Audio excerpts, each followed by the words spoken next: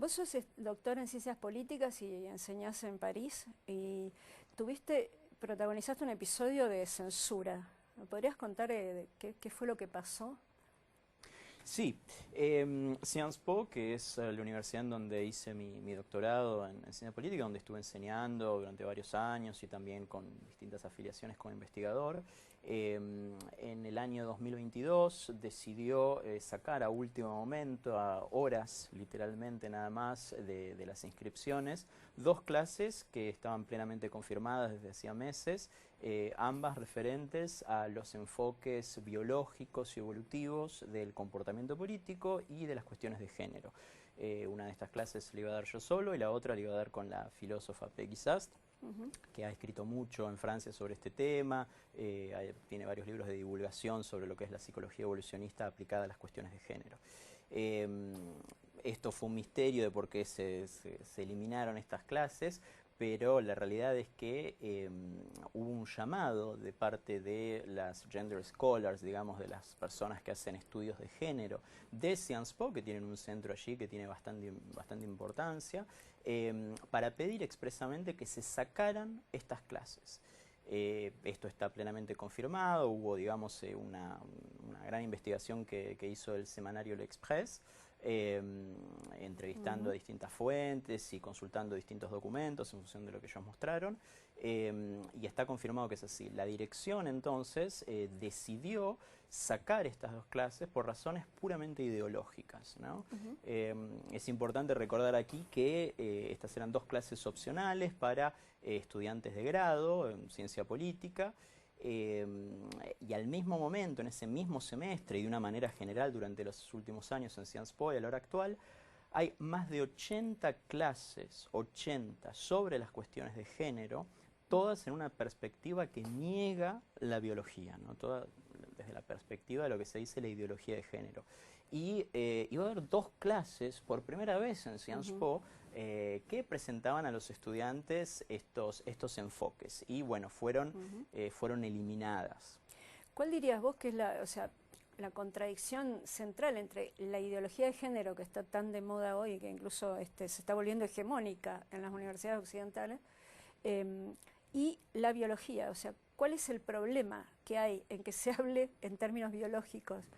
Bueno, es la misma oposición que hay entre la teoría de la Tierra plana y la teoría de la Tierra redonda, que una es un hecho y el otro es una ilusión, es una quimera. La ideología de género, que como bien mencionás, se ha convertido en hegemónica no solo en las universidades de Occidente, sino también desde un punto de vista institucional, porque ha copado todos los espacios, incluso desde la concepción y aplicación de leyes, es una negación total, desinhibida, de las realidades biológicas, ¿no? Esto no es algo novedoso, si bien digamos, este imperio de los estudios de género es actual, en realidad esto ya tiene varias décadas que se ha ido gestando y que ha habido una separación progresiva de la biología. No nace un repollo esto, sino que tiene un antecedente, y es que las ciencias sociales de manera general se han construido en un mundo que, como lo dice el biólogo Robert Trivers en su prefacio al gen egoísta de Richard Dawkins, un mundo predarwiniano y premendeliano. ¿Qué quiere decir esto? Bueno, Sí.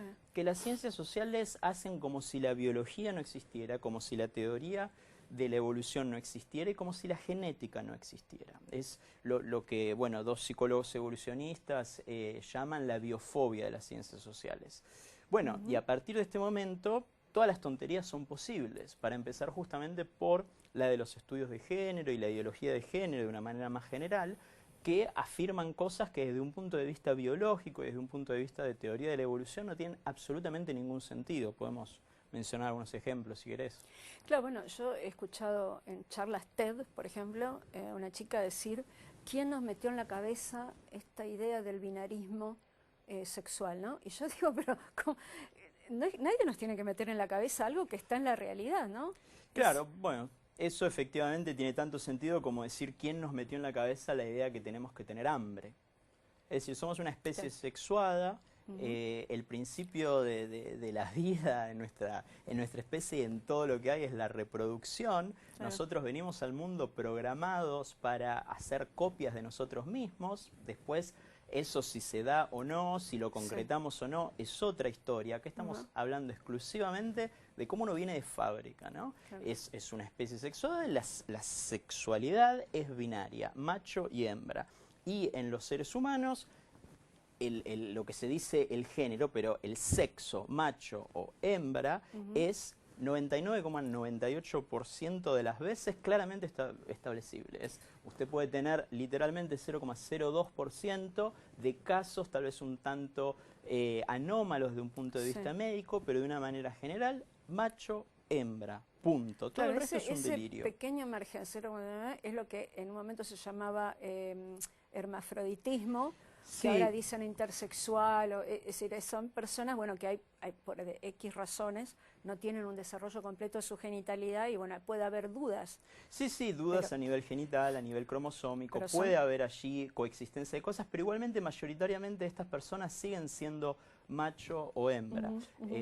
No es que hay una coexistencia más, puede haber una coexistencia de otros factores, pero igualmente no hay un tercer género o un no género. Digamos, cada célula de nuestro cuerpo es o macho o hembra, no hay una tercera opción. Ese es otro problema de la ideología de género, que niega que entre hombre y mujer exista otra diferencia que no sea en los genitales, ¿no? Es decir, he llegado incluso a la expresión de los genitales que portamos no definen nuestra identidad. Bueno, la biología niega eso. Sí, bueno, esto es muy curioso, ¿no? A ver, todo el mundo acepta que los ojos están para ver, el estómago para digerir, pero los genitales estarían allí de manera accesoria por un capricho de la naturaleza. No, los genitales desde luego son inherentes a la sexualidad. No en sí al sexo, que no se establece ni por la genitalidad, ni tampoco por las cuestiones cromosómicas, se establece a nivel de los gametos. Es decir, quien tiene o sea, espermatozoide y ovario, digamos, múltiples gametos móviles o un único gameto fijo, ¿no? Eso es básicamente cómo funciona, y usted está en una categoría o en otra. Claro. Te aclaremos que no tiene que ver con la orientación sexual, porque cuando uno habla de estas cosas, enseguida, ¿qué dicen? Transfobia, lesbofobia, homofobia, enseguida hay calificativos y entonces es como que se cancela la discusión. Sí, desde luego. Digamos que hay allí, en efecto, todas estas posiciones, sea ya la ideología de género, la cuestión trans, los embates del feminismo contra la realidad, como no tienen argumentos científicos, como es una ilusión todo lo que proponen, solamente pueden imponer su ilusión en la realidad mediante dos vías. La primera es la censura, la cancelación. Como ha pasado conmigo, como pasa con innumerables académicos, como sucede en la universidad de una manera general, quizá vamos a conversar ahora al respecto. La otra vía es la moralización, es decir, si usted va por este camino de tratar de afirmar la biología, etcétera, usted inmediatamente es una persona misógina, una persona transfoba, etcétera. Bueno, eso no solo es totalmente falso, desde luego, sino que además es justamente lo contrario. Esta ideología se presenta como progresista, pero en realidad es profundamente retrógrada, por distintas razones. La primera, porque hace del estereotipo la norma, ¿no? Entonces, si usted, digamos, es un varón que tiene, digamos, dentro del estereotipo conductas que se podrían catalogar como femeninas, y lo mismo a la inversa para una nena, bueno, inmediatamente usted es alguien del sexo contrario. Eso es hacer del estereotipo la norma, cuando no tiene nada que ver. Lo único que puede suceder es que usted sea homosexual, en cuyo caso, como lo sabemos estadísticamente, los niños que después de grandes van a tener una orientación sexual homosexual, tienen comportamientos que están asociados con el estereotipo. Punto. No tiene nada que ver con, digamos, su género en sí, con su sexo. Claro. Esa es una de esas cuestiones. Yo lo que me preocupa, o me parece preocupante, son las consecuencias de esta ideología, porque yo veo que, por ejemplo, han impregnado en la universidad, hay un discurso único, se acepta una sola versión. Y después hay otro problema que lo podemos hablar más tarde, que es el tema del transgenerismo como propuesta para todo el mundo, ¿no? Sí, efectivamente. A ver, empezando por el tema de la universidad. La universidad está totalmente perdida en Occidente de una manera general. Eso hay que aceptarlo. O sea, esa es la primera piedra, eso no lo digo yo. Empieza a haber cada vez un mayor consenso, por citar solamente a algunas personas, no sé, el filósofo americano Peter Boghossian, el filósofo francés Jean-François Braunstein, digamos, gente que ha escrito sobre estos temas y que está en esto. ¿Por qué la universidad está totalmente perdida? Bueno, porque hoy en día la universidad impide la ciencia. Esto parece paradójico, pero es la realidad. Hay un ejemplo que puedo dar allí que a mí siempre lo evoco porque me parece bastante elocuente del problema al cual nos enfrentamos. Hay un muchacho, un biólogo, Colin Wright, americano, que tuvo que dejar el mundo académico por haber afirmado en una nota en The Wall Street Journal, creo, que hay macho y hembra. Digamos, un biólogo que tiene que dejar su carrera académica, que comienza a ser atosigado, perseguido por decir esta realidad. Entonces, él está desde fuera de la academia tratando de explicar esta realidad biológica. Y usted tiene al mismo tiempo, por ejemplo, un primatólogo de la Universidad de Princeton que utiliza su autoridad epistémica, que utiliza su cátedra para tratar de destruir, digamos, estos conocimientos y decir que es todo arbitrario y que si usted dice que hay macho hembra, usted es alguien misógino y transfobo y etcétera. La universidad de una manera general se ha convertido en esto porque desarrolla, digamos, cuando usted entra, sobre todo en las ciencias sociales, pero de una manera general, los estudios que uno va a llevar adelante allí niegan este tipo de realidades. Esto está totalmente ideologizado, está totalmente capturado, que no tiene que ver con una cuestión de adoctrinamiento en sí, desde luego que hay adoctrinamiento, pero no es que usted le van a lavar el cerebro, como se dice. Lo único que sucede es que el conocimiento que usted tiene que repetir para poder obtener el diploma es este. Claro. O acepta eso, si le gusta o no le gusta, eso es otra historia. Claro, así van condicionando los temas, ¿no? Porque, por ejemplo, uno dice, no, ahora, hoy día, por ejemplo, yo digo, si vos querés que te vaya bien en la universidad, tenés que hablar de género, hablar de la invisibilización de la mujer o de la invisibilización de la raza negra en no sé dónde. Sí. De otra forma, es muy difícil que prosperes o que te recibas, que llegues a ser profesor. No solamente es difícil, es imposible. Mire, en la Comisión Europea, ¿no? Tienen distintos programas de financiación de la investigación. Uno de ellos, el más conocido, son, bueno, Marie Curie, pero Horizon 2020. Son distintos tipos y sobre todo los CRC, que son distintos tipos de fondos de investigación que hoy en día para un académico son absolutamente fundamentales. Si usted no logra obtener este dinero, usted no existe. Ahora bien, dentro de estos proyectos, no importa la disciplina que usted haga, tiene que escribir un statement, una declaración de cómo su investigación va a impactar las cuestiones de género. Entonces usted tiene, por ejemplo, el año pasado o el anterior, una astrónoma a quien le rechazaron su financiación porque no logró explicar cómo su estudio sobre las galaxias iba a impactar los estudios de género, iba a impactar la diversidad de hombres y mujeres y la mejora de la situación de las mujeres. Entonces, básicamente, eso es hoy la universidad. Hay distintas iniciativas que están habiendo. Por ejemplo, en los Estados Unidos, en Austin, se creó una nueva universidad que en su board tiene gente muy conocida, como el biólogo Richard Dawkins, el historiador Neil Ferguson, el economista Larry Summers. Y esta universidad nueva está basada en la premisa de, bueno, las universidades están rotas más allá del punto de reparación. Sigue siendo una universidad, lo cual crea un problema, ¿no? Porque, bueno, estamos reemplazando universidades. No se sabe todavía cuál es el modelo que podemos seguir. No tenemos que olvidar que la universidad es una institución que tiene literalmente un milenio y se ha convertido en algo absolutamente fundamental en nuestras sociedades de la información. Pero es justamente por eso, por lo cual se está dando un problema, ¿no?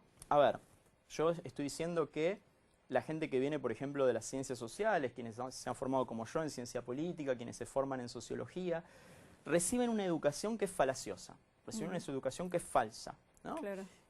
¿Usted diría a un médico que en lugar de formarse en microbiología se formó en curación chamánica astral? No. Entonces, ¿por qué aceptamos que esta gente con estos diplomas vaya a la función pública? ¿Por qué aceptamos que esta gente siga teniendo la autoridad epistémica de expertos a quienes consultamos? Necesitamos a estos expertos, pero esta gente no puede serlo. Entonces, es un problema verdaderamente urgente lo que está sucediendo en las universidades. Claro, porque vos ahí hacías referencia que van a la función pública. Estamos viendo ya las consecuencias en la vida pública, porque estamos viendo leyes como las leyes trans, la ley de Argentina es terriblemente permisiva. Estamos viendo la ESI, lo que se les está enseñando a los chicos en materia de educación sexual, que no es educación sexual, le están enseñando otra cosa. Estamos viendo las consecuencias en la transición de menores, la liberalidad con la cual se recetan bloqueadores de pubertad a niños de, no sé, que 11, 12 años, o se hacen incluso cirugías. Es decir, este es el otro aspecto, ¿no?, que está teniendo como consecuencia esta... Sí, las consecuencias en efecto van, digamos, hay un espectro, Sí. utilizando el término Sí. que tanto aprecian quienes saben de cuestiones de género, hay un espectro de consecuencias desde las dañinas hasta las monstruosas, ¿no? Sí. Si empezamos por las dañinas, algo muy sencillo, pero digamos es muy probable, no he visto las estadísticas, pero estoy seguro que gente, digamos, que está dentro de cierto rango etario, digamos jóvenes, estén teniendo problemas en lo que se dice el mundo del mating o el mundo del dating, ¿no? Sencillamente las relaciones entre hombres y mujeres. Claro. Bueno, esto tiene, digamos, esta negación de las realidades biológicas, estas mentiras, estas falsedades avanzadas institucionalmente también por la ideología de género, impactan en la manera en la cual uno nos relacionamos. Si las mujeres consideran que hay un patriarcado, que los hombres solo ejercen una relación de dominación, etcétera, bueno, no pueden tener una relación sana con el otro sexo. Al mismo tiempo, si los hombres no tienen noción, por ejemplo, por citar un caso entre otros tantos, digamos que los hombres tienen mayor deseo sexual que las mujeres, o qué es lo que un hombre desea en una mujer, cuáles son los atributos en una hembra humana que el macho humano aprecia, que eso son cosas totalmente establecidas, uno no puede tener una relación sana. Eso está en el rango que decía de lo dañino. En el otro extremo vamos a lo monstruoso, ¿no? Lo monstruoso, que es lo que vos mencionabas de la cuestión de los menores trans. Estamos en presencia del peor escándalo médico en la historia. Sí. Y no ha habido pocos escándalos médicos. Mire, a ver, Henry Cotton, ¿no? Hace un siglo había un psiquiatra, Henry Cotton, estamos entre los años 10 y los años 30, finales de los 20, que dirigía un hospital psiquiátrico en New Jersey. Y él tenía esta teoría de que todas las enfermedades mentales se causaban por infecciones dentales. Entonces usted iba con una depresión y la cura era sacarle todos los dientes. Y si eso no funcionaba, continuaban extrayendo cosas, como normalmente el colon, ¿no? O sea, esto obviamente fue una aberración total que duró cierto tiempo. Pero fue en una época en la cual no había tanta información, la penicilina, que era de lo cual se morían todos estos pacientes normalmente después de las operaciones, es de 1928. Entonces, de alguna manera, no es excusable, pero lo que está sucediendo hoy con los niños trans es aún peor, porque hay muchísima más información y lo que hay también es una cobardía monstruosa de la parte de los académicos. Este problema viene principalmente porque médicos e investigadores son, en su inmensa mayoría, cobardes. Sí. Hay desde luego gente que tiene muchísimo coraje. Son muy pocos y están pagando un precio personal terrible por hablar de esto. Pero poco a poco se va viendo la luz. Acaba de salir esta misma semana el informe Cass en Reino Unido de Hilary Cass, que es la pediatra que lo lideró, un gran informe que ha estudiado cientos de artículos, movilizado miles de personas, ha incluso publicado metaestudios que acompañan esto, y lo que encuentra es que, por ejemplo, sobre 100 estudios, supuestos estudios de los beneficios de las terapias hormonales, habría 2 nada más de esos 100 estudios son pasables.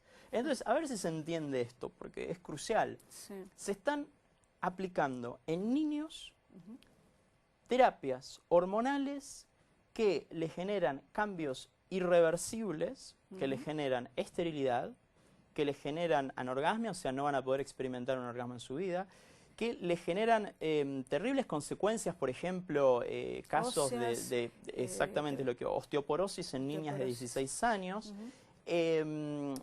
por sobre, y eso sin hablar siquiera de las mutilaciones, porque si bien en algunos países todavía para las castraciones normalmente se aplican a partir de los 18 años, como en Francia o en Argentina, las mastectomías, que ellos llaman torsoplastías, se están aplicando en niñas tan jóvenes como 13 años. Entonces, a los 13 años, usted está decidiendo si quiere tener hijos o no, si quiere experimentar un orgasmo o no, todo este tipo de cosas. Es verdaderamente algo monstruoso. ¿Y de dónde proviene? Bueno, a ver, seamos claros. La disforia de género existe, es una realidad. Nadie está negando eso. Pero la disforia de género siempre tuvo una incidencia extremadamente baja. Estamos hablando del 0,002%. A lo sumo puede ir a 0,01%, ¿no? Con respecto al total de la población. Y ahora estamos viendo aumentos en Cataluña en los últimos años, y cuando digo años quiero decir 1 o 2 años, había un aumento del 5000%. En otros países hay aumentos que se verifican de 2000, 3000%. En la misma escuela ha habido aumentos también del orden del 1000%. Entonces lo que está viendo en una sola clase haya 3 o 4 chicas que supuestamente son varones, o se siéntense. En una misma familia, como se vio ahora con el hijo de Ben Affleck y la hija de su pareja Jennifer López, creo que es. Digamos, los dos, sí, los dos, o sea, dos familias, bueno, no son los hijos de ambos, hay otro padre y otra madre, pero es la misma familia hoy en día, y entonces usted tiene dos casos. Aquí lo que hay es otro fenómeno. Y aquí es cuando viene lo que yo le decía hace un momento de la moralización, ¿no? Claro. Uno pone esto sobre el tapete, dice, aquí hay un problema, encima le dice, usted es un transfobo que no quiere que las personas sean quien quiere ser. Bueno, hay dos problemas graves con eso. El primero es, si yo tengo un familiar que tiene una enfermedad grave y lo único que le digo es que no, que ese familiar tiene que seguir rezando, lo que sea, yo la verdad no quiero la cura de ese familiar, lo único que quiero es avanzar mi ideología. Si yo verdaderamente me intereso al bienestar, lo que quiero es la mejor información científica sobre la enfermedad que tiene y los tratamientos. Entonces aquí no hay una voluntad de ayudar a los niños que podrían eventualmente tener disforia de género real, sino una voluntad de avanzar una ideología. Entonces eso por el lado de esta cuestión que decíamos de la moralización de lo que se está haciendo con estos casos. Claro. Acá la madre de Luana, que es una chica que usó, digamos, su caso para promover, ¿no? Desde los 2 años decidió que era un varoncito que quería ser mujer. Bueno, fenómeno. Ese caso se usó acá para crear el clima propicio a la ley trans. Y el otro día ella dijo en una entrevista que cuando Luana cumplió 12 años decidieron no hormonizarla ni darle bloqueador de pubertad, lo cual celebro, porque endocrinólogos le explicaron todas las consecuencias que esto iba a traer. Es decir, poco crecimiento, descalcificación, atrofia de los órganos genitales, ¿no? Entonces es increíble la contradicción entre esta señora que contribuyó, ¿no es cierto?, a la promoción de esta ley, que en el caso de su hija no lo aplicó porque justamente encontró, por suerte, endocrinólogos que le advirtieron, ¿no? Ahora, si uno lo dice, si uno escribe o un periodista escribe o entrevista a alguien y dice, ojo, cuidado con transfobia, homofobia, discurso de odio, claro. Es algo increíble. Bueno, efectivamente, sí, como decíamos esto, el único argumento que tienen es de la transfobia, la moralización. Sí, la moralización. Y el problema es que la gente es lo que los psicólogos españoles José Rasti y Marino Pérez Álvarez llaman la transfofobia, ¿no? Claro. Es decir, la gente está aterrorizada de ser tratada de transfobo. Claro. Entonces, ante cualquier cosa, y como esta es una minoría muy vocal que avanza este tipo de cosas con mucha, no voy a decir fuerza, sino violencia, la gente está aterrada y la idea de ser llamados transfobos, bueno, hace que acepten cualquier tipo de cosa. Pero cuando uno comienza verdaderamente a interiorizarse el tema, descubre verdaderamente que no es así, que uno no está ayudando a ningún menor, a ningún adolescente, porque lo que hay que recordar, yo acabo de decir, adolescente. Sí. La adolescencia es el periodo de la vida más tumultuoso. Exacto. Es decir, uno empieza con cambios corporales, con cambios hormonales, el cerebro está bañado en hormonas, uno no entiende nada, uno está también en esta búsqueda de identidad. Y eso con el agravante de que actualmente hay una epidemia de enfermedades mentales, por decirlo de esa manera, depresión, etcétera, potenciada, como lo muestra Jonathan Haidt en su último libro, salió hace unas semanas, por las redes sociales, Claro. de distintas cuestiones que ponen sobre el tapete el problema de la comorbilidad, ¿no? de la morbilidad entre distintas enfermedades que se dan al mismo tiempo y que interactúan entre ellas. Pero lo que es interesante también, por ejemplo, lo que mostró el informe CAS ahora recientemente, este informe fue para menores, pero lo que estableció también, y ahora ya está prohibido en Reino Unido, a partir de este informe se acabó. Reino Unido La transición de menores. no hay más transición hormonal, no hay más transición, lo cual es comprensible porque la transición hormonal es experimental. Claro. Las hormonas que... La hormona que se utiliza para, por ejemplo, como un bloqueador de pubertad, es algo que se utiliza para cáncer de próstata, que se utiliza para pubertad verdaderamente temprana, por ejemplo, una niña de 4 años que tienen que parar de alguna manera, y que se utiliza también en la castración química de violadores multirecidivistas en los Estados Unidos. Bueno, entonces, esto que no había ningún estudio que pruebe el supuesto beneficio, bueno, ahora volvió la razón y se impidió. Pero lo interesante del estudio es que ahora el próximo paso es pasar a los mayores. Claro. Porque también se está viendo, o sea, hay numerosos escándalos en gran cantidad de clínicas de transición de género, por ejemplo, Tavistock en Reino Unido y tantas otras en Estados Unidos, y ahora también se va a pasar a eso. Entonces, la cuestión aquí en este tema es tratar de ver qué caso es verdaderamente disforia de género y qué caso no lo es. Y todo el mundo tendría que estar de acuerdo con esto. Ahí también hay una contradicción, porque ellos quieren despatologizar la disforia, es decir, que sea simplemente a mí se me ocurre que yo soy de otro sexo, listo. No hay ninguna. Y a la vez quieren ser financiados, o sea, quieren que su transición sea financiada por la Seguridad Social. Entonces, ¿es un tema de salud o no es un tema de salud? Bueno, eso también pone sobre la mesa la cuestión de, efectivamente, desde luego que hay distintos intereses que convergen en este tema. Por un lado, claramente, lobbies farmacéuticos, no hay que olvidar que una persona que inicia un tratamiento hormonal va a mantener ese tratamiento hormonal por el resto de su vida, costando, sea ya su propio bolsillo al Estado, más allá de eso, depende del caso, pero alrededor de $50.000 anuales, ¿no? Entonces, bueno, hagan las cuentas de cuánto es eso en una vida. Y por otro lado, el lobby sencillamente de los ideólogos del género, que todo esto viene... A ver, todo esto tiene ya muchas décadas. A finales de los años 60 tenemos a John Money, ¿no? Que es, bueno, uno de los grandes iniciadores de toda esta aberración. Y está el caso este famoso del niño que a los pocos meses, una circuncisión fallida, perdió el pene y los padres fueron a verlo a John Money y él dijo, bueno, no hay ningún problema, lo hacemos una nena. Obviamente eso terminó en una catástrofe porque el chico cuando era adolescente, por más que hicieron todo tipo de terapias, incluyendo hormonal, era un varón, entonces eso salió, bueno, se terminó suicidando a los 38 años. Verdaderamente una aberración, pero la ideología allí es que uno puede decidir. Básicamente todo vuelve al principio y todo vuelve a lo que mencionábamos antes de la cancelación de Darwin, ¿no? La única manera, Darwin, la teoría de la evolución, la biología, es este muro contra el que vienen a estrellarse todas estas tonterías. Todas estas sandeces se estrellan allí, porque es la realidad. Darwin, la teoría de la evolución, es lo que nos dice todas cosas con respecto a nosotros mismos. Digamos, qué características nos gustan en el otro sexo. Digamos, las mujeres por qué prefieren hombres con espalda en B, los hombres por qué prefieren mujeres jóvenes y con piel brillante. Todas estas cosas son literalmente millones de años de evolución, ¿no? Que han moldeado nuestros cerebros y esos gustos. No, pero esta gente lo que hace es lo que algunos denominan el creacionismo cognitivo. Digamos, nuestro cerebro es una página en blanco que se puede moldear a gusto. Eso es tan falso como la Tierra plana. ¿Por qué tiene tanto, te voy a hacer la pregunta, ¿por qué tiene tanto éxito esta teoría? ¿Por qué se difunde tan rápido, la acepta todo el mundo como si fuera algo? Bueno, eso es un misterio, pero hay allí una convergencia de factores que hay que tener en cuenta. Para empezar, como mencionaba, es que cada vez uno recurre más a la autoridad epistémica de los académicos y como mencionaba, los académicos son mayoritariamente cobardes.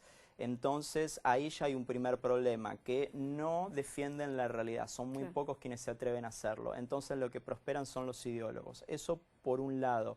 Después también, bueno, puede haber allí muchos factores que tienen que ver con no aceptar la naturaleza humana, es lo que el economista Thomas Sowell y después Steven Pinker retoma esto, llaman como la visión utópica de la de la humanidad, ¿no? Esta cuestión de decir, bueno, los humanos podemos moldearnos a nosotros mismos como querramos, lo cual obviamente es una fantasía. Entran allí muchos factores de esto. También uno puede ir, si uno quiere ponerse un poco más filosófico, pero manteniendo un rigor histórico. Camille Paglia, la filósofa americana, ella dice que siempre en los periodos de ansiedad, en los periodos de crisis, en los periodos de transición civilizacional, hay una fijación con la cuestión del sexo y del género, ¿no? Que siempre allí hay una cuestión, se vio en otros momentos de la historia. Entonces también eso nos puede decir algo. Y después también hay una cuestión que no hay que olvidar. Lo que está sucediendo, digamos, el hecho de que hoy en día hombres y mujeres estemos en igualdad de condiciones, que las mujeres puedan controlar su fertilidad, que las mujeres trabajen en lo que quieran a la par de los hombres, es algo totalmente nuevo en la historia evolutiva humana. O sea, esto tiene medio siglo, Claro, en 300.000 años de Homo sapiens, y ni hablar de todos los millones anteriores de otros homínidos. Entonces, esto es muy nuevo y estamos navegándolo por la primera vez. Y esto también, en el caso quizás bueno, puede tener que ver con esta fijación, nuevamente con la cuestión de lo que se dice desde las cuestiones de los estudios de género, ¿no? Que por un lado se presenta a las jovencitas la realidad de una mujer como algo terrorífico, lo cual obviamente no tiene nada que ver con las realidades estadísticas, al menos en los países desarrollados. Entonces, bueno, también puede ser lógico que las nenas allí, digamos, haya como una aprehensión de la condición femenina. Y al mismo tiempo también en el otro extremo, con los hombres que hoy en día, gente que nunca tuvo ningún signo de disforia de género, pero que a los 50 años se autodefine mujer y quiere ingresar en un toilet de mujeres, en un vestuario de mujeres, hay también otra cuestión allí que tiene que ver con otras razones, quizás con cuestiones, temas de narcisismo, temas de miseria sexual, vaya uno a saber. Es multifacético este problema. Rasti, que vos lo entrevistaste, y su colega, que ahora no me sale el nombre, ellos apuntan a un individualismo o una subjetivización, no sé, exacerbada. Sí, efectivamente lo que hay es... hay una cuestión allí, ellos mencionan con un tema del narcisismo y nuestra sociedad que de alguna manera satisface inmediatamente todas las necesidades que digamos que se puedan plantear allí, ¿no? Todas las necesidades del consumidor. Eso puede ser, nuevamente recordando que la disforia de género es una realidad, pero puede haber muchos otros casos donde no, donde sencillamente sea un capricho, ¿no? Pero ojo, cuando digo un capricho, y recién recordé que la disforia de género existe, estamos hablando de casos particulares, y también aquí es interesante ver el rol de los padres, con respecto, por ejemplo, al tema de los menores trans. José Rasti y Marino Pérez Álvarez, ellos mencionan, dicen, bueno, tenemos dos tipos de padres aquí los que se confrontan con esta situación. Padres que están aterrados porque les dicen desde ciertos médicos, le dicen la mentira de la cuestión del suicidio, que ya está totalmente probado que eso es falso, punto. Pero los atemorizan con eso, ¿no? Usted puede tener, bueno, un hijo vivo... Es un chantaje. Claro, es un chantaje afectivo, es como que son predadores de nuestra empatía, ¿no? De la empatía del padre en este caso, pero de la empatía también de una manera general. Así que ese puede ser una cuestión. Pero después hay otros padres que es... Bueno, hoy en día Rasti y Pérez Álvarez mencionan esto, es como lo más progresista que puede haber tener un hijo trans, lo que mencionábamos antes de Ben Affleck y Jennifer Casi Lopez. un orgullo, sí. Es como un orgullo, es como que sienten, ellos utilizan la frase que es maravillosa, tener un hijo tocado por los dioses, ¿no? Entonces, bueno, inmediatamente ya mañana a la mañana hay que transicionarlo. Y estos padres allí están cometiendo un grave error. Me gustaría terminar con una nota un poco optimista, a ver, esperanzadora. Empieza a haber una reacción, ¿no?, contra todo esto. ¿Vos qué estás viendo? ¿Pasa algo? Sí, hay un movimiento que se está dando en muchas partes del mundo. Para empezar, como en todo momento oscuro de la historia, siempre los valientes aparecen, ¿no? J.K. Rowling no tenía nada que hacer en esto, podría estar tranquila en su castillo y sin embargo está dando esta batalla con todo el costo que eso tiene.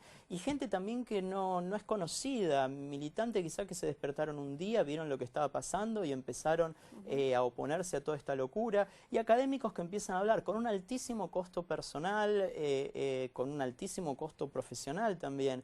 Pero eso es esperanzador y la realidad está empezando a dar la razón. Mencionábamos el informe CAS, antes de eso también Escandinavia, por ejemplo, en el tema esto, pero yo creo también, y para terminar con una nota optimista, más allá de la cuestión trans que mencionamos, pero la cuestión de género de una manera general, cada vez más gente se empieza a dar cuenta que es una estafa. Las primeras, las mujeres, porque son ellas las que están sufriendo más de las distintas mentiras del feminismo. Son ellas las que están sufriendo más la negación de la realidad de parte del feminismo.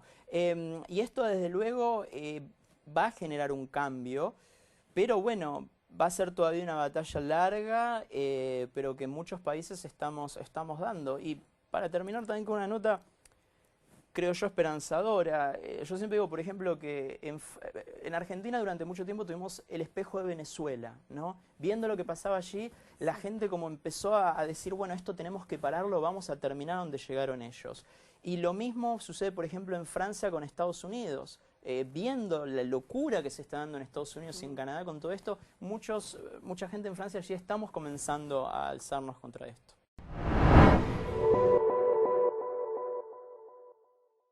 Aquí el gran problema de estos instrumentos es que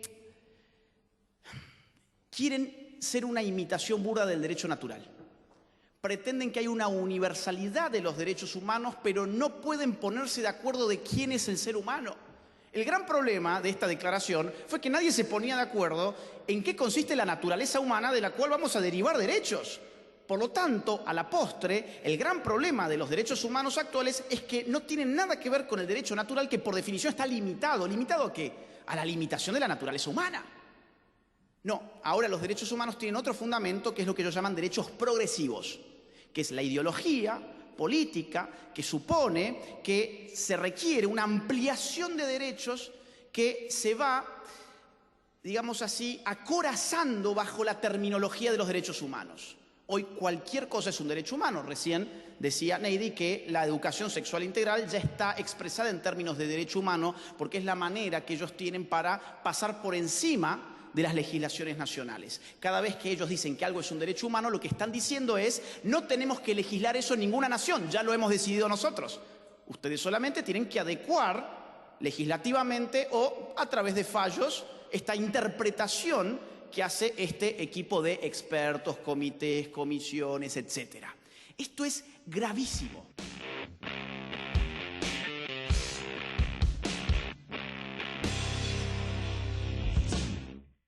Llega el momento más esperado del día, nuestro disertante, el que la verdad que mucha gente ha venido y muchos también quisieron venir y la verdad que por el cupo del salón no pudieron llegar.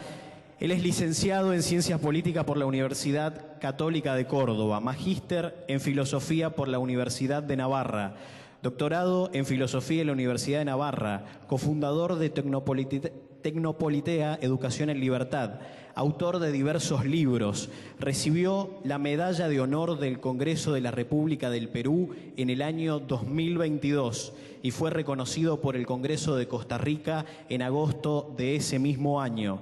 Ha realizado conferencias en más de 15 países, entre los que se destacan España, Estados Unidos y México.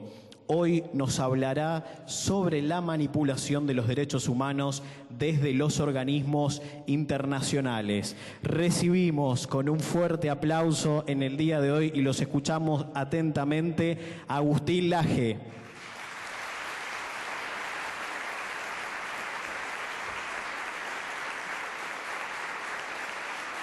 Muchas gracias.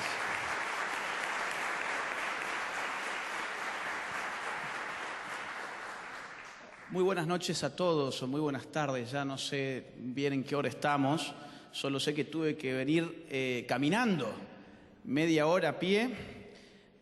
Me sentí un poco en una especie de escena del Señor de los Anillos, pero bueno, acá estoy vivo.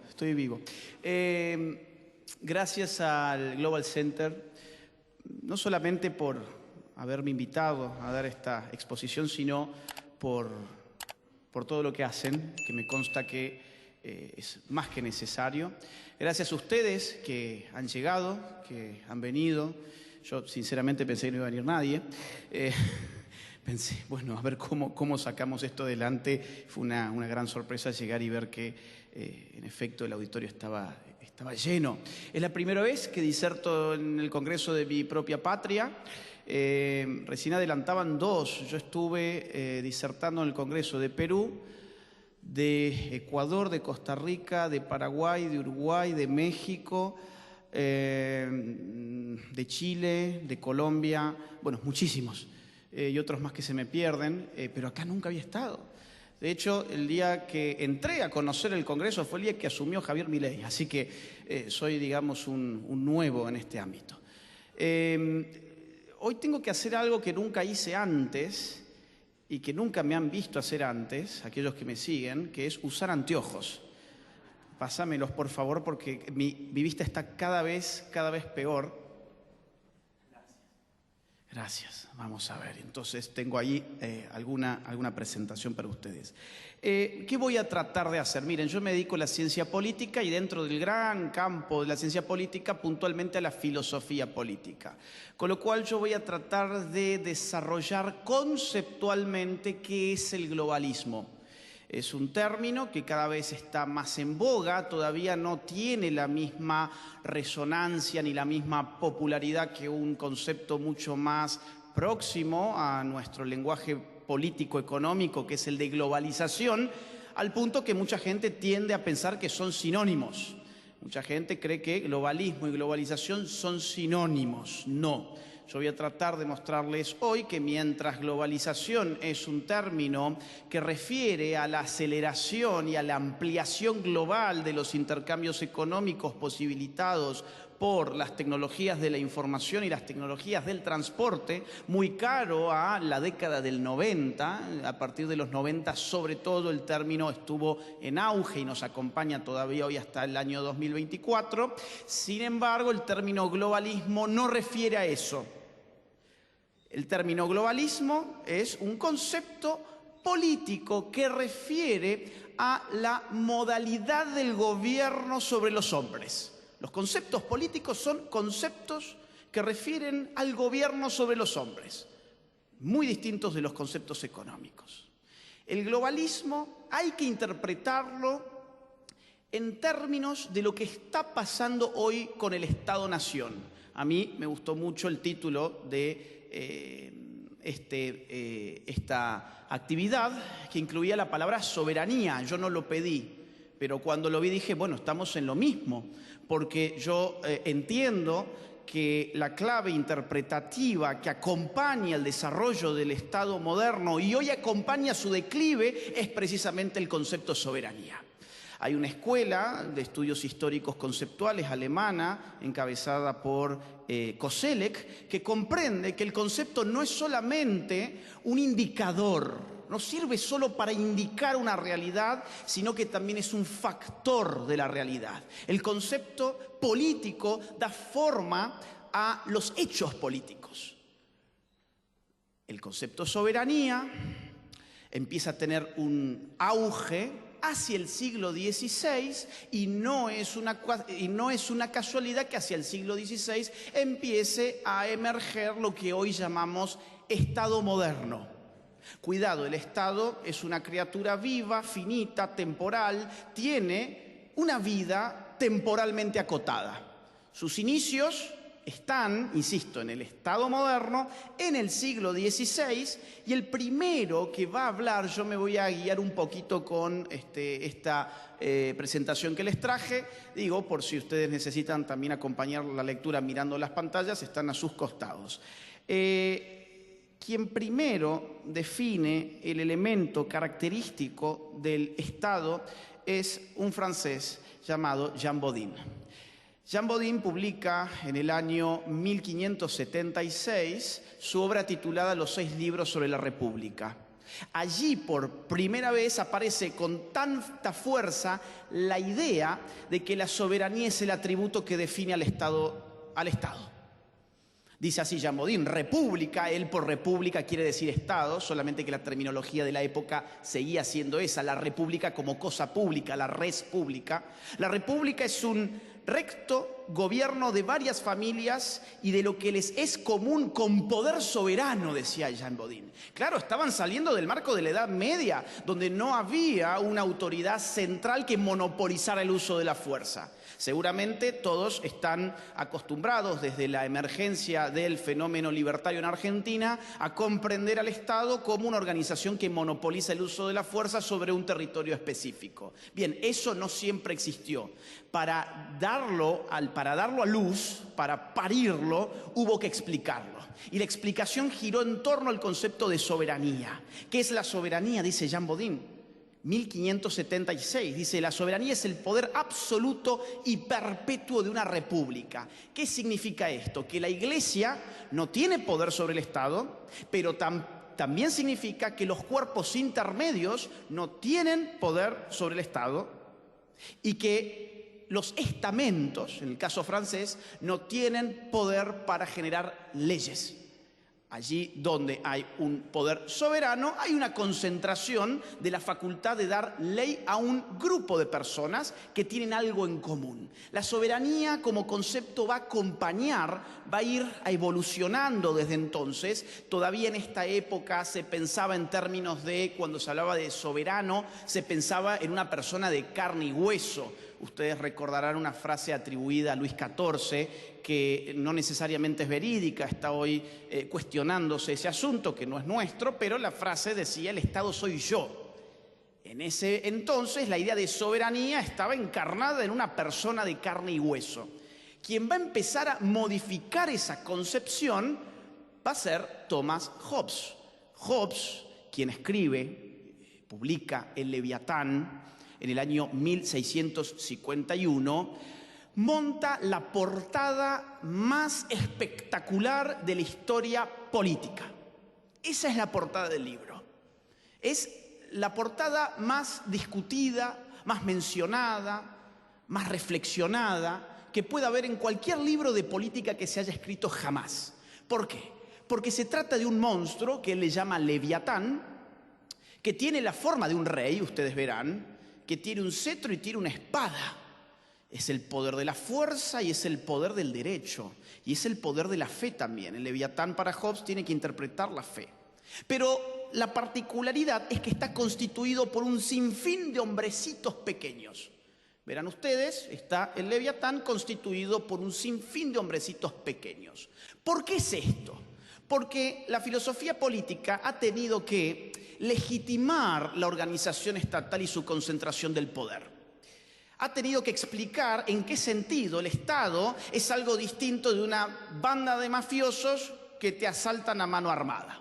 Este gran problema es el problema de la filosofía política. Y a Hobbes se le ocurre una idea maravillosa que da inicio a la filosofía política moderna. Esa idea es: pensemos al hombre en una situación prepolítica, un hombre en estado de naturaleza. ¿Cómo sería ese hombre en estado de naturaleza donde no hay ningún organismo político que lo rija? Pues ese hombre sería un salvaje desesperado por conseguir sus deseos, por consumar sus placeres, y eso lo llevaría a estar en guerra de todos contra todos, dice Hobbes. Hay una guerra de todos contra todos, la sociedad no puede civilizarse hasta que esos individuos que también están dotados de razón se reúnan y sellen un pacto social. Ese pacto social sirve para constituir al Leviatán. El Estado entonces es el producto de la deliberación política de individuos que estaban aislados. Fíjense esto, qué interesante, dice Thomas Hobbes. En efecto, gracias al arte se crea ese gran Leviatán que llamamos república o Estado, que no es sino un hombre artificial, aunque de mayor estatura y robustez que el natural, para cuya protección y defensa fue instituido, en el cual la soberanía es un alma artificial que da vida y movimiento al cuerpo entero. O sea, ¿qué es el Estado? Es un hombre gigante compuesto de todos nosotros. ¿Ustedes creen que esto es filosofía política quedada en el pasado? Eso me lo enseñaron a mí en el colegio cuando me decían, el Estado somos todos. O sea, somos jovesianos. Porque no podemos explicar el Estado moderno sin pensar en términos de una función que es determinante para Hobbes y para los teóricos del Estado de allí en adelante, que es la seguridad. Sin Estado no podemos resolver nuestros problemas porque eso nos lleva a aplicar cada uno su propia ley. ¿Qué significa que el Estado sea soberano? Que un solo cuerpo va a instituir las reglas con las cuales la sociedad se puede coordinar. Esa idea habilita el Estado absoluto. El Estado absoluto, que es la primera forma del Estado moderno, es una consecuencia práctica, evidentemente, de estas ideas. Ahora, ustedes verán que yo les dije que este libro era de 1651, pues en 1648 ya hemos tenido la Paz de Westfalia. ¿Qué es la Paz de Westfalia? Es el acontecimiento político que da vida a un sistema internacional dividido territorialmente en unidades políticas que detentan el monopolio de la creación del derecho. Y eso es el Estado. Es decir, ¿desde cuándo existe el Estado moderno en términos prácticos? Paz de Westfalia. ¿Desde cuándo existe el Estado en términos teóricos? Desde Bodin en adelante y sobre todo Hobbes. Entonces, con esto, ¿qué les quiero decir? Que las ideas y la realidad se van entrecruzando. Hay un solapamiento. Cuando la idea logra solapar con la realidad, genera hegemonía. Genera hegemonía.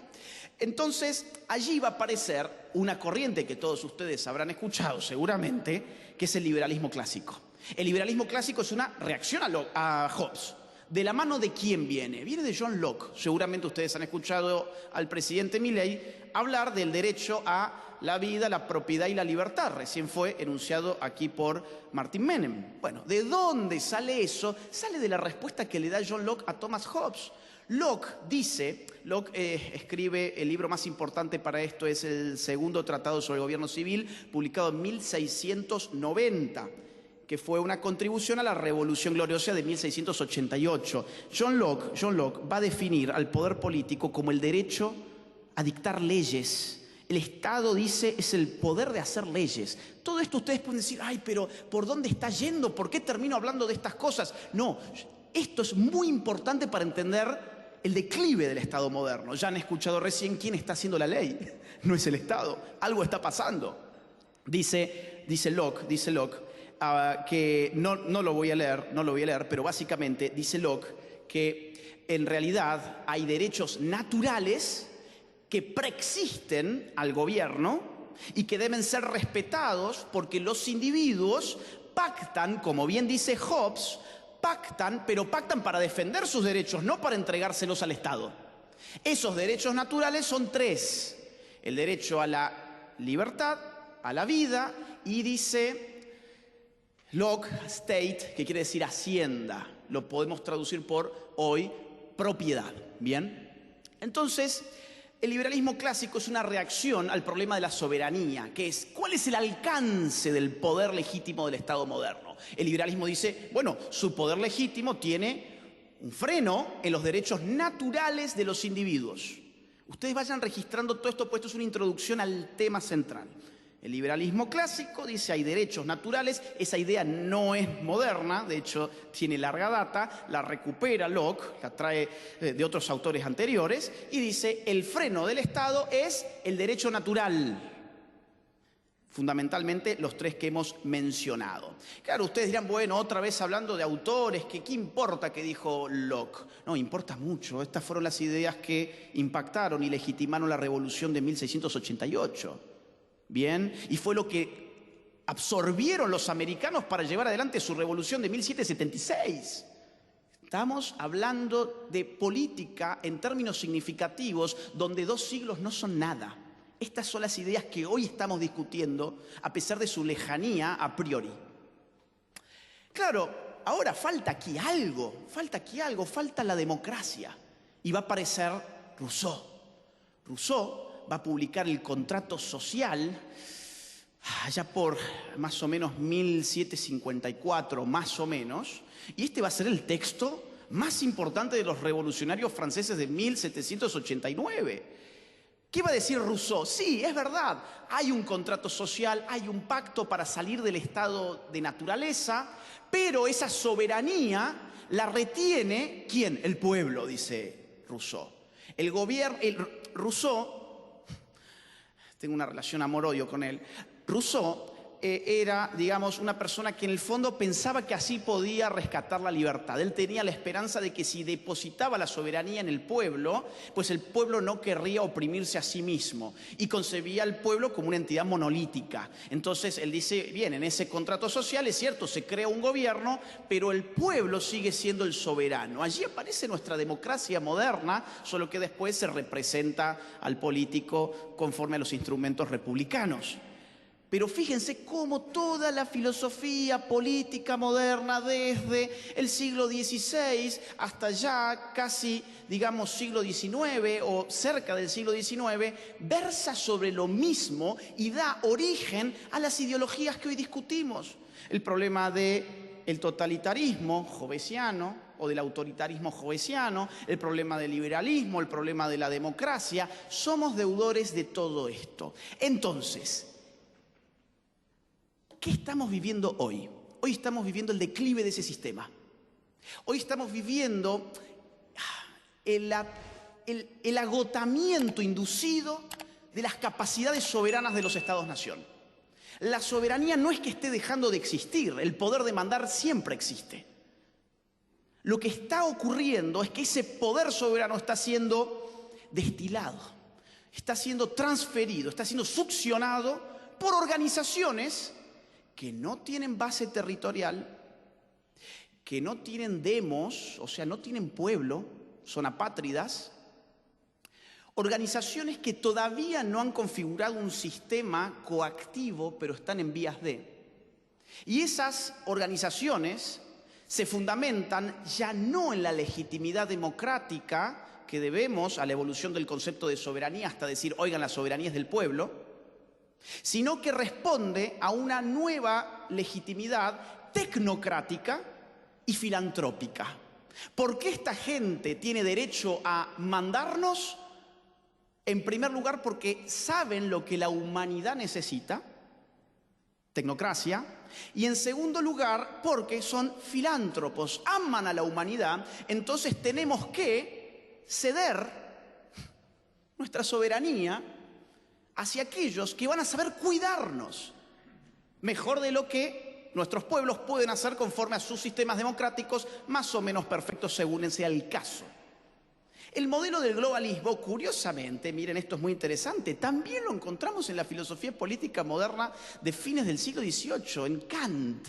No voy a meterme con las citas porque tampoco veo con lentes ya, pero aparte sería muy largo, no quiero aburrir con estas cosas, pero Kant, ya en La Paz Perpetua, es un opúsculo que si mal no recuerdo es de 1795, dice, oigan, Hobbes planteó un estado de naturaleza que lo resolvió con un contrato social dentro del Estado. Ahora los estados entre sí están en estado de naturaleza entre ellos. ¡Wow! ¿Qué necesitamos hacer para que la guerra de todos contra todos, que ya no es entre los individuos tipo guerra civil, sino que es todos contra todos a nivel estados, cese? ¿Qué hacemos? Y Kant dice, pues creemos una república mundial, creemos un gobierno mundial. Los estados tienen que ceder su soberanía para darle vida a un nuevo tipo de derecho cosmopolita, le llama, y esto garantizará la paz perpetua que los tratados interestatales no sirven para garantizar. Acá está la base del globalismo, la idea de que existe una problemática internacional que requiere de la configuración de un poder internacional para ser solucionado. Esa problemática ustedes pónganle el nombre que quieran, para acá antes era la guerra, pero hoy podemos decir también, ¿por qué no una pandemia? Hoy podemos decir, ¿por qué no los derechos humanos? Hoy podemos decir, ¿por qué no el cambio climático? Hay un sinfín de posibilidades abiertas para tratar de legitimar la conformación de organismos internacionales que demanden para sí soberanía sobre las naciones. Les voy a poner ahora sí algún ejemplo de hoy.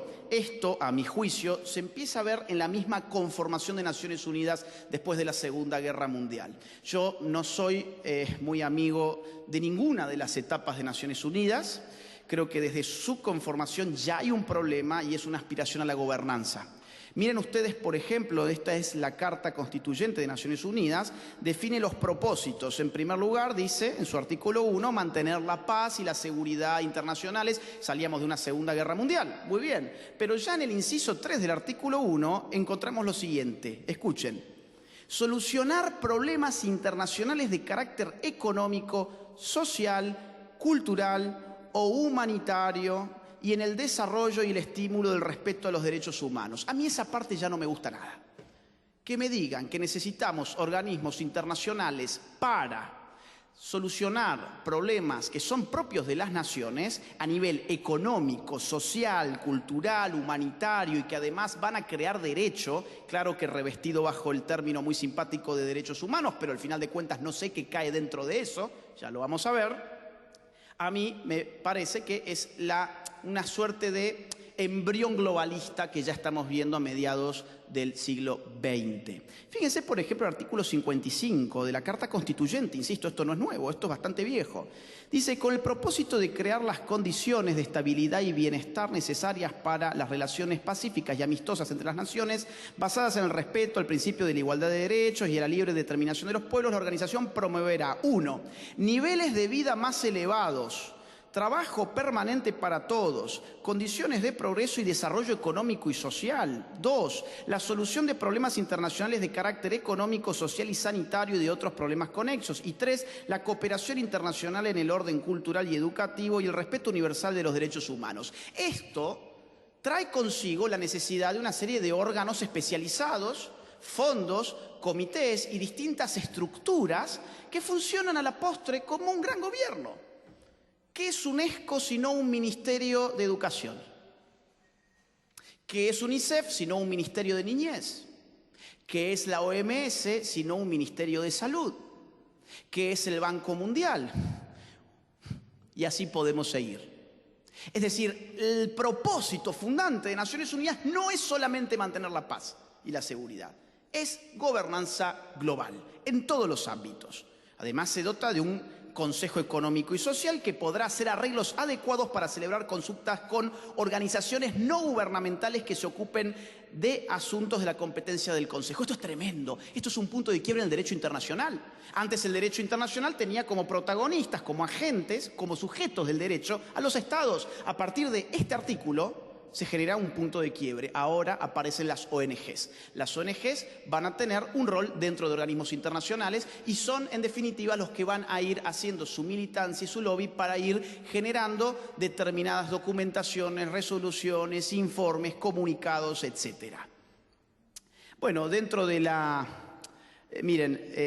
dentro de lo que es la Declaración Universal de los Derechos Humanos hay un montón de cosas impresionantes para mí, la verdad. O sea, si bien esto es viejo, pero, por ejemplo, dice que todo el mundo tiene derecho al descanso, al disfrute del tiempo libre, a una limitación razonable de la duración del trabajo y a vacaciones periódicas pagadas. Es decir, a ver, yo trabajo 16 horas por día y no creo que nadie esté violando mis derechos humanos. Vamos a decir, tampoco tengo nadie que me pague las vacaciones, por cierto, pero vamos a decir así, es decir, ¿es un derecho humano que te paguen unas vacaciones? ¿O es un derecho que hoy la podrían llamar derecho social o derecho económico? Aquí el gran problema de estos instrumentos es que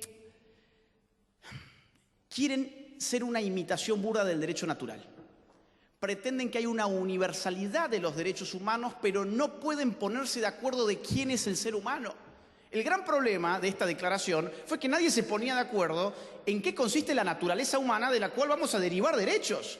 Por lo tanto, a la postre, el gran problema de los derechos humanos actuales es que no tienen nada que ver con el derecho natural, que por definición está limitado. ¿Limitado a qué? A la limitación de la naturaleza humana. No, ahora los derechos humanos tienen otro fundamento, que es lo que ellos llaman derechos progresivos, que es la ideología política que supone que se requiere una ampliación de derechos que se va, digamos así, acorazando bajo la terminología de los derechos humanos. Hoy cualquier cosa es un derecho humano. Recién decía Neidi que la educación sexual integral ya está expresada en términos de derecho humano porque es la manera que ellos tienen para pasar por encima de las legislaciones nacionales. Cada vez que ellos dicen que algo es un derecho humano, lo que están diciendo es: no tenemos que legislar eso en ninguna nación, ya lo hemos decidido nosotros. Ustedes solamente tienen que adecuar legislativamente o a través de fallos esta interpretación que hace este equipo de expertos, comités, comisiones, etc. Esto es gravísimo. ¿Por qué? Porque el Estado entonces se convierte en exactamente lo que los argentinos han votado para que no sea. 56% de la gente votó la idea de que aquí había que defender 3 derechos: libertad, propiedad, vida. Ahora, hoy estar, por ejemplo, lo que yo acabo de decir, que no existe un derecho humano a vacaciones pagadas, o podría poner muchos otros ejemplos, hoy eso sería, digamos, violatorio de los derechos humanos. Es decir, hoy ser libertario es estar por fuera del 95% de las definiciones de derechos humanos que esta gente da. Y cuando vos decís, ¿y quién lo legisló aquí? Bueno, no, en verdad es una cocina que está fuera de las dimensiones territoriales de nuestra patria, pero por algún motivo estamos absorbiendo eso constantemente. Les voy a dar el ejemplo de la OEA, la Organización de los Estados Americanos, bien, donde, fíjense, es un calco, para mí es un calco de las Naciones Unidas en general. De hecho, ellos así lo asumen. El artículo 1 ya dice: dentro de las Naciones Unidas, la Organización de los Estados Americanos constituye un organismo regional. O sea, lo que diga Naciones Unidas, pues la OEA lo tiene que asumir también. Por eso, insisto, Neidi decía hace un rato nada más, miren, la OEA a su vez está diciendo que expertos de la ONU dicen que tal cosa es un derecho humano. Miren ustedes, por ejemplo, el artículo 30. Dice: los Estados miembros, inspirados en los principios de solidaridad y cooperación interamericanas, se comprometen a unar esfuerzos para lograr que impere la justicia social internacional en sus relaciones y para que sus pueblos alcancen un desarrollo integral, condiciones, bla, bla, bla. El desarrollo integral abarca los campos económico, social, educacional, cultural, científico, tecnológico. O sea, lo que están haciendo es duplicar burocracia. Tenemos burocracia para todo eso dentro del Estado, pues ahora en OEA tendrá que empezar a formarse distintos comités, distintos órganos que respondan a esto. Entre otros, el Sistema Interamericano de los Derechos Humanos. El Sistema Interamericano de los Derechos Humanos consta de 2 órganos. Uno de ellos es la CIDH, Comisión Interamericana de los Derechos Humanos, y la otra es la Corte IDH, Corte Interamericana de los Derechos Humanos. Déjenme ustedes mostrarles algunos ejemplos. En primer lugar, miren ustedes lo que es el financiamiento, algo recién decía también Neidi. Esto es de la CIDH, esa es la distribución entre fondos regulares y fondos específicos. El fondo regular es el que le viene de OEA, o sea, de los Estados americanos. El fondo específico, el verde, es el que le viene desde Google, pasando por la Fundación Ford, George Soros, Open Society Foundations, España, Suecia y distintos países que ni siquiera son de nuestro continente y que por algún motivo ponen allí dinero. Ya vamos a ver algunos de esos motivos. Bueno, aquí por más dudas, aquí está un detalle donde ustedes pueden ver cuáles son las siglas de las organizaciones que están financiando nada menos que la Comisión Interamericana de los Derechos Humanos. Y esto es a su vez el informe último que está publicado del año 2022 de la Corte, donde tenemos también una proporción alevosa de fondos excepcionales, o sea, de fondos de agentes que no son parte de OEA. Vamos a ver algún ejemplo. Miren esto. Este es un informe, si mal no recuerdo, del año 2015, que se titula Violencia contra personas LGBTI de la CIDH. ¿Bien? Miren ustedes algunas de las cosas que dice. Las sociedades en América están dominadas por principios arraigados de heteronormatividad, cisnormatividad, jerarquía sexual, los binarios de sexo y género y la misoginia. toda una terminología que no tiene absolutamente nada que ver con los problemas que nosotros tenemos. Pero esta gente impone este tipo de terminología que el 99% de los pueblos no sabe ni siquiera qué demonios significa y van a operar sobre esa base. Estos principios, combinados con la intolerancia generalizada hacia las personas con orientaciones sexuales, identidades y expresiones de género no normativas y cuerpos diversos, legitiman la violencia y la discriminación contra las personas LGBTI o aquellas percibidas como tales. En este informe, la CIDH insta a los Estados miembros de OEA a adoptar medidas comprensivas para combatir la discriminación, prejuicios, bla, bla, bla. O sea, te va a decir que insta a los Estados a hacer una serie de cosas. Por ejemplo, los Estados miembros de la OEA deben adoptar un marco legal que proteja específicamente a las personas de la discriminación basada en la orientación sexual, la identidad de género, la diversidad corporal. Este marco normativo debe incluir leyes contra la discriminación, enmiendas a la legislación existente para incluir la no discriminación basada en estos motivos y leyes de identidad de género. O sea, te dicen qué tenés que legislar. Leyes de identidad de género que son, por ejemplo, una ficción jurídica que supone que si yo ahora me autopercibo como mujer, pues entonces ustedes quedan obligados a percibirme de la manera que yo me autopercibo. Con un enorme problema, y es que la autopercepción es epistemológicamente inasequible. Yo no puedo saber cuál es su autopercepción. Entonces me expongo a tener un grave problema como el que tuvo Emmanuel Danan, que está aquí además, y que ha sido penado por eso recientemente, por ejemplo. La CIDH acoge a la posición articulada por el Instituto Nacional contra la Discriminación, la Xenofobia y el Racismo del Ministerio de Justicia, Seguridad y Derechos Humanos de Argentina, INADI. O sea, felicitó al gobierno kirchnerista por este motivo. Dice de que los genitales y la asignación de sexo son dos conceptos distintos y que no existe una conexión necesariamente directa entre estos. En este sentido, el INADI ha indicado que la categorización de un hombre o una mujer es un acto social, cultural e institucional. Claro, por lo tanto, la CIDH pretende que todo el resto de estados americanos imite a INADI en este disciplinamiento ideológico que supone que tenemos que aceptar que un hombre o una mujer son cualquier cosa menos una realidad corporal biológicamente definida. Fíjense, en ninguna de las categorías aparece allí una realidad material biológica. Miren esto otro. La Comisión también reconoce la autoidentificación de cada persona como principio rector. O sea, lo que yo autoperciba ser, pues entonces yo seré o alguien estará violando mis derechos humanos. No se olviden, esto es estándar de derechos humanos. La Ley de Identidad de Género de Argentina constituye la mejor práctica en la región, en tanto no requiere ningún tipo de intervención o procedimiento médico, procedimiento judicial o certificación psiquiátrica o médica para el reconocimiento del género de las personas.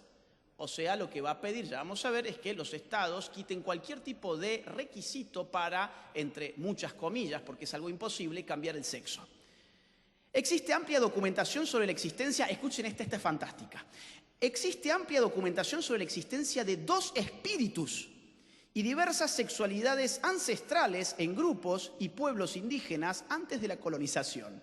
Las personas, dos espíritus, tienen tanto un espíritu masculino como espíritu femenino. Y después, los retrógrados somos nosotros.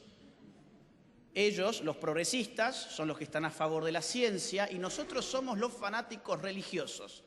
Pero tenemos que adecuarnos a esta cosmología supuestamente ancestral. Yo quisiera saber qué te dice hoy un pueblo indígena si le vas a querer meter toda esta basura, de que habría gente, dos espíritus, donde según el espíritu que se manifieste, sos una especie de cacique no binario.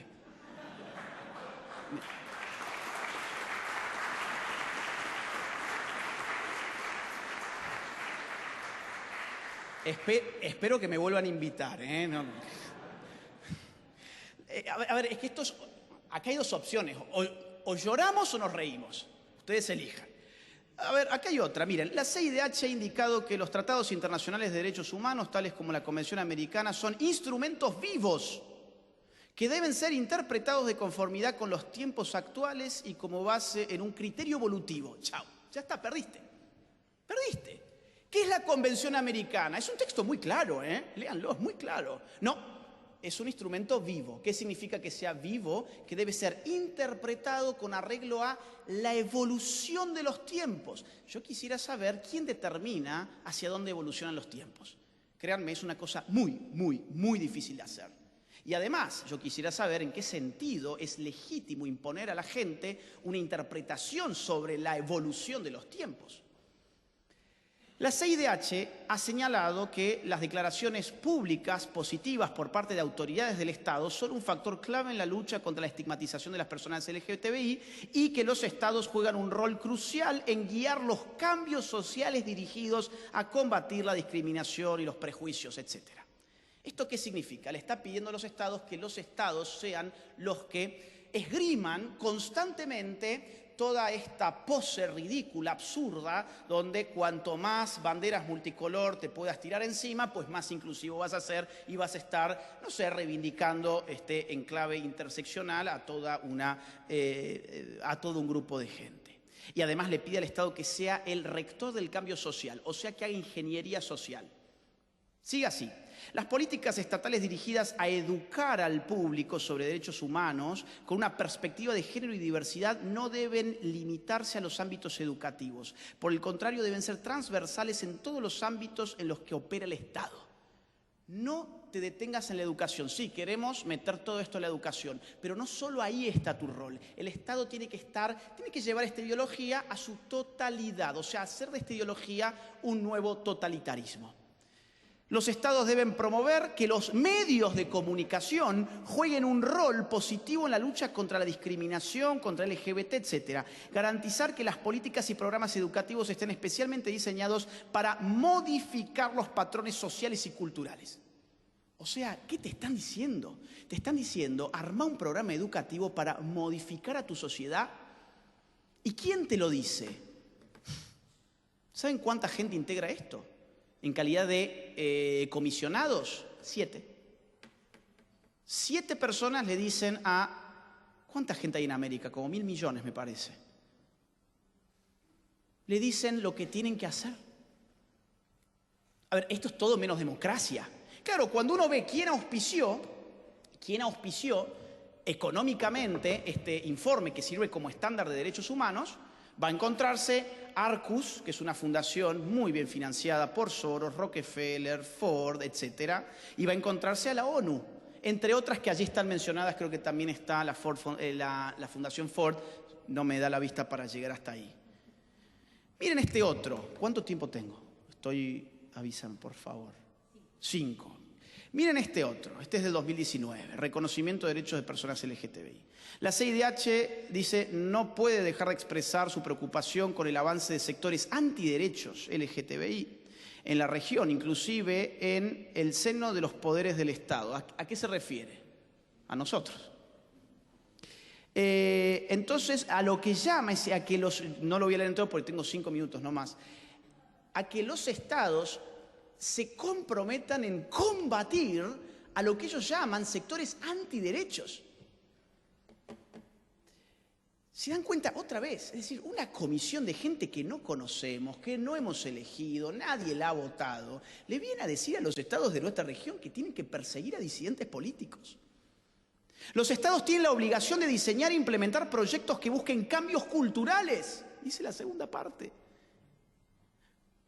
con la finalidad de garantizar, obviamente ahí viene la inclusión, la diversidad y toda la parafernalia orwelliana típica. Claro, o sea, el Estado tiene la obligación de cambiar la cultura. ¿Con qué patrones? ¿Con los patrones del pueblo argentino? No, con los patrones de la gente que trabaja ahí, que no tengo idea quiénes son. Son apátridas, además. Asimismo, los Estados deben emprender esfuerzos para que las empresas privadas promuevan una cultura de respeto a los derechos LGTBI en relación con sus funcionarios y sus clientes. O sea, el Estado tiene que extender sus tentáculos, ya no económicos, para expoliar la productividad del privado, como habitualmente lo hace, sino que además tiene que marcarle cuál es el camino cultural. Asimismo, es importante la creación de instancias gubernamentales específicas para tratar sobre los derechos de dicha población y trabajar en las políticas públicas. Léase Ministerio de Género. Voy a tener que pasar. Claro, miren, ¿a quién agradecen aquí? ¿A quién agradecen acá? Al Trust de las Américas, a ver si ustedes, chicos, tienen mejor, a la Fundación Arcus, Wellspring y Philanthropic Fund, que está muy financiado, por ejemplo, por Open Society Foundations. Y después llegamos a este que es el último. Dice, la comisión complementará el estudio de las cuestiones bajo análisis en el presente informe a la luz de los compromisos asumidos por los estados en el marco de la Agenda 2030 para el Desarrollo Sostenible. O sea, te metieron por la ventana ahora Agenda 2030. Antes, en los otros informes, todavía no te hablaban de Agenda 2030. En este ya te empiezan a decir, che, tu obligación, fíjense, habla de la obligación del Estado. Tu obligación es con la Agenda 2030 y yo interpreto lo que es la Agenda 2030, además. La Comisión desea enfatizar que el derecho al reconocimiento de la propia identidad de género también implica el derecho de que toda persona debe ser tratada de acuerdo con su identidad autopercibida. En términos prácticos, esto significa que ante la sola declaración de que una persona se autopercibe en un género determinado, surge el deber de tratar y referirse a esa persona conforme a dicha identidad. Les cuento un caso de mi ciudad, Córdoba, hace un par de años nada más, un preso que estaba en la cárcel masculina, en las celdas masculinas, se le ocurrió que a partir de ahora él era una mujer. Ni siquiera se afeitó, era una mujer. Pidió a un juez un cambio de identidad de género, como esto es un derecho humano, entonces pasó a ser una mujer y lo pasaron a la celda de mujeres, donde terminó violentando mujeres y embarazando a una presa. Hoy, si un hombre se mete en un baño de mujeres y alega ser una mujer, pues el dueño de la empresa en cuestión no tiene ningún derecho a decirle que por favor vaya a su baño. Deportes femeninos, donde los hombres ingresan en el nombre de los derechos de la identidad de género y así poder... O gente que se ha jubilado 5 años antes, vamos. En Salta ha habido un caso, un hombre se jubila 5 años antes porque cambia su identidad de género justo cuando cumple 60 y la mujer se jubila a los 60. Bien. La CIDH declara que una de las herramientas más importantes con las que cuentan los estados para revertir las situaciones de exclusión, dice, son las medidas de acción afirmativa. La comisión apoya entonces las medidas de acción afirmativa, medidas especiales de carácter temporal, medidas de discriminación positiva o discriminación inversa. O sea, hoy en el nombre de los derechos humanos tenés que discriminar a las personas según sean opresores u oprimidos según tu ideología. Si sos hombre, bueno, ya la tenés bastante complicada porque serías algo así como el dueño de un sistema patriarcal. Si sos heterosexual la tendrías todavía más complicada porque además sos el representante de la heteronormatividad y si encima sos cisgénero, que ahora es la nueva terminología para decir que sos una persona normal, entonces ya está. Digamos, mejor entregale tus cosas a los lobbies de oprimidos del mundo, que curiosamente se llevan todo el financiamiento internacional, tienen el apoyo de todos los grandes medios, tienen el apoyo de todas las universidades, tienen el apoyo de las grandes multinacionales, tienen incluso hasta un mes entero para hacer sus manifestaciones y que todo el mundo los aplaude y los celebre, pero son los oprimidos. Miren, esto es increíble. Otra vez esto fue financiado, en este caso, otra vez por Arcus, otra vez por el Trust de las Américas, Wellspring, el gobierno de Holanda. El gobierno de Holanda puso plata para esto, ¿te das cuenta? Miren, ya no tengo más tiempo para esto. Esto es, les cuento muy rápido sin leerlo, es una opinión consultiva de la Corte IDH. Acabamos de ver los ejemplos de la Comisión Interamericana. La Corte es un órgano contencioso donde se llevan a veces a pedir opiniones consultivas y en este caso es del Estado de Costa Rica, esto fue del año 2017, donde la Corte dijo que efectivamente era un derecho humano algo llamado identidad de género, era un derecho humano la adopción homoparental, era un derecho humano todas estas cuestiones de las que estamos hablando hoy y que los estados tenían la obligación internacional de acondicionar sus sistemas legislativos en torno a esas exigencias del sistema al cual han adherido, que es el Sistema Interamericano de los Derechos Humanos. Nada de esto figura en la Convención de los Derechos Humanos en América, Nada de estas categorías figura en los tratados en los que Argentina se comprometió, pero estas interpretaciones, dado que vienen de la mano de una concepción evolutiva del derecho internacional, hoy está merced a la interpretación de cualquiera que tenga poder de lobby para estar allí ocupando lugares en estos órganos de poder. Simplemente última filmina, para que ustedes vean qué interesante. Estas son las finanzas de ese año de la Corte IDH, año 2017, donde gran parte del dinero que le entró no son de fondos de la OEA, sino que son ingresos extraordinarios, como por ejemplo aportes provenientes de proyectos de cooperación internacional, más de $750.000, que viene de la Agencia España de Cooperación Internacional para el Desarrollo, en donde el texto es muy largo, pero le pide celeridad a la hora de resolver opiniones consultivas en favor del LGBT. O sea, esto es impresionante. No solamente les dan dinero, sino que le dan el dinero y le dicen para qué lo tienen que usar y cómo lo tienen que interpretar. Te lo dicen, y esto es el informe de la Corte IDH, donde te dice, bueno, España nos ha dado casi $1 millón y nos ha pedido esto. Y ahí está el texto para todos ustedes, donde les pide explícitamente opiniones consultivas en favor del lobby LGBT, y acabamos de ver que, en efecto, a fines de ese año salió por fin una opinión consultiva que coronó como derecho humano todas estas cuestiones que estábamos conversando. Bueno, espero que esta exposición les haya resultado útil para seguir defendiendo la patria, que depende de que nuestro pueblo continúe siendo verdaderamente soberano frente a intentonas de élites globalistas que no son populares, que no son democráticas, pero que tienen gran poder de lobby y mucho dinero para imponernos modos de vida que no son los nuestros. Muchas gracias.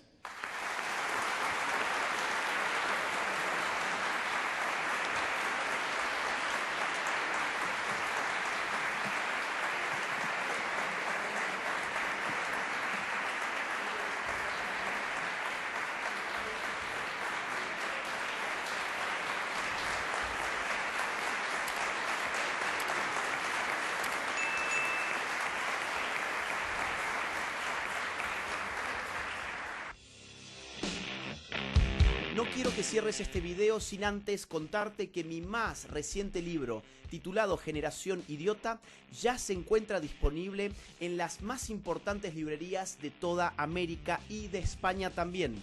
Además, podés encontrarlo a través de Amazon en el link que te dejo en la descripción de este video.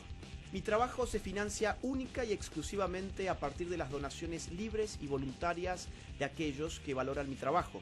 Si quisieras colaborar económicamente conmigo, te invito a hacerlo uniéndote en mi comunidad de Patreon, siguiendo el link que se encuentra en la descripción de este video, o bien uniéndote a la comunidad de YouTube haciendo clic en el botón Unirse. Si no pudieras colaborar económicamente, no te preocupes, hay muchas otras formas de ayudar. Por ejemplo, difundiendo este video, poniéndole like, dejando tu comentario, suscribiéndote a este canal y activando la campanita.